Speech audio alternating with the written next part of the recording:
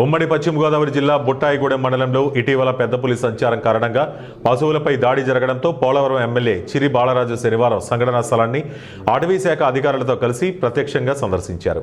మండల పరిధిలోని మర్రిగూడెం గ్రామ సమీపంలో గత రాత్రి దున్నపై పెద్ద పులి దాడి చేసి చంపిన ప్రదేశాన్ని ఎమ్మెల్యే పరిశీలించి దాడి జరిగిన విధానం, పెద్ద పులి కదలికలు, పరిసర ప్రాంత పరిస్థితులపై అటవీ శాఖ అధికారులను అడిగి తెలుసుకున్నారు.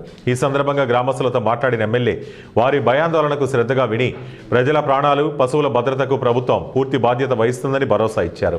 అటవీ శాఖ అధికారులతో జరిగిన సమీక్షలో పెద్ద పులి సంచారంపై కట్టుదిట్టమైన నిఘా ఏర్పాటు చేయాలని, అటవీ గస్తీని పెంచాలని, అవసరమైన ప్రాంతాల్లో ట్రాప్ కెమెరాలు, లైటింగ్ వ్యవస్థ ఏర్పాటు చేయాలని సూచించారు.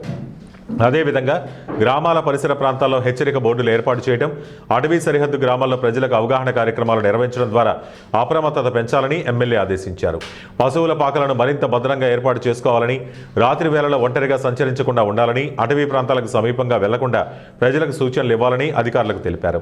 పెద్ద పులి దాడిలో పశువులను కోల్పోయిన రైతుకు ప్రభుత్వం తరపున నష్టపరిహారం అందేలా తక్షణ చర్యలు తీసుకోవాలని ఎమ్మెల్యే అధికారులను ఆదేశించారు. భవిష్యత్తులో ఇలాంటి ఘటనలు పునరావృతం కాకుండా అటవీ శాఖ, రెవెన్యూ శాఖల సమన్వయంతో దీర్ఘకాలిక ప్రణాళిక రూపొందించాలని స్పష్టం చేశారు.